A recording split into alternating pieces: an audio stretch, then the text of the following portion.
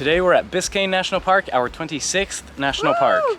Biscayne was established as a national park in 1980 and protects 4 distinct ecosystems within its boundaries: the coastal shoreline mangroves, Biscayne Bay, the offshore Florida Reef, and the limestone coral keys. Biscayne is also the resting place of roughly 40 shipwrecks, many of which you can snorkel to or scuba to on the Maritime Heritage Trail. Biscayne National Park is unique in that it's entirely all water. One activity we had planned to do today was rent kayaks and paddle the mangrove, but it was canceled due to high wind. Yeah, the high wind seems to have followed us here from the Florida Keys. That didn't stop us from finding stuff to do here in the park boundaries though. We booked a roughly hour-and-a-half boat each way from Coconut Grove out to Boca Chica Key within the park boundaries. There's about a half-mile trail you can do at the visitor center, and although not in the national park, we're gonna drive up to Bill Baggs Cape Florida State Park. They really have long state park names here in Florida, but that is on Key Biscayne, just north of the park boundaries, and we're gonna find some stuff to do there as well.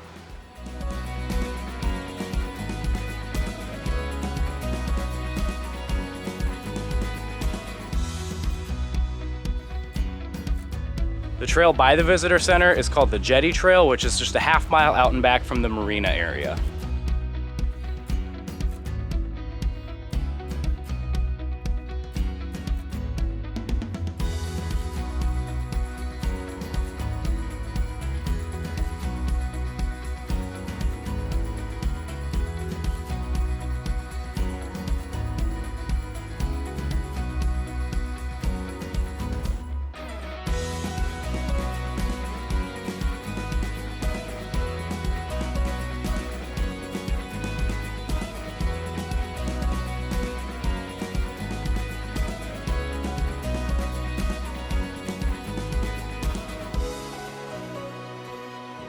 Bill Baggs Cape Florida State Park is located on Key Biscayne, just southeast of Miami, and although not inside the park boundaries of Biscayne National Park, it is just outside of them.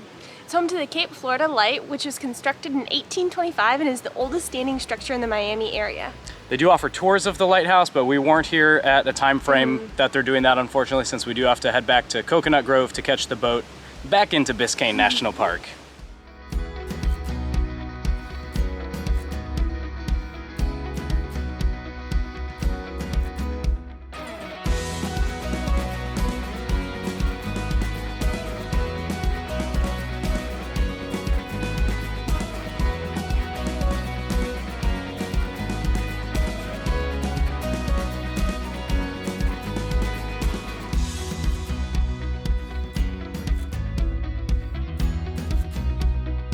The park also has a number of walking trails, a marina, and is pretty popular with locals for the beaches.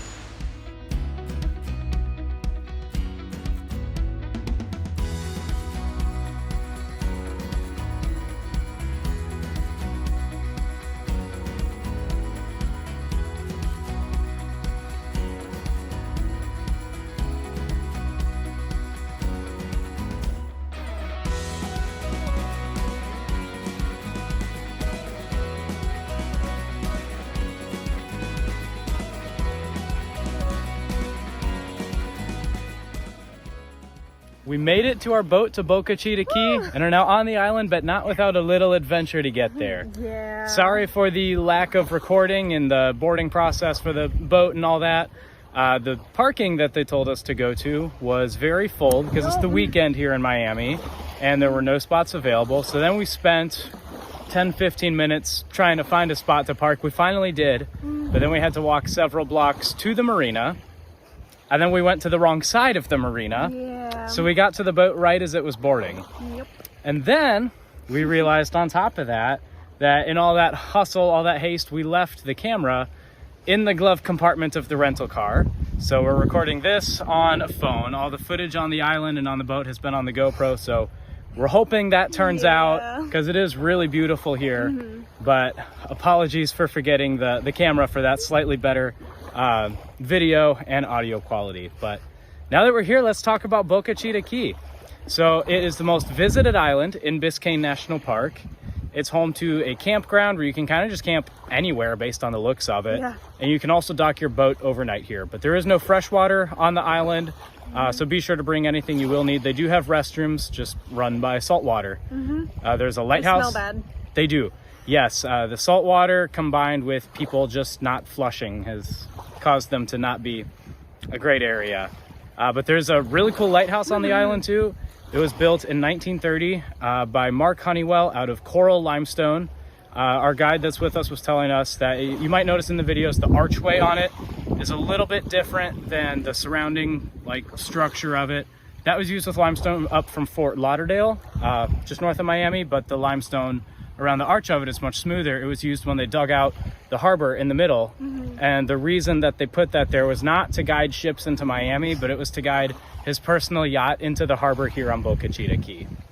The island exchanged hands privately until 1989 when it was donated to be a national park. The island also has a hiking trail that's about a half-mile loop.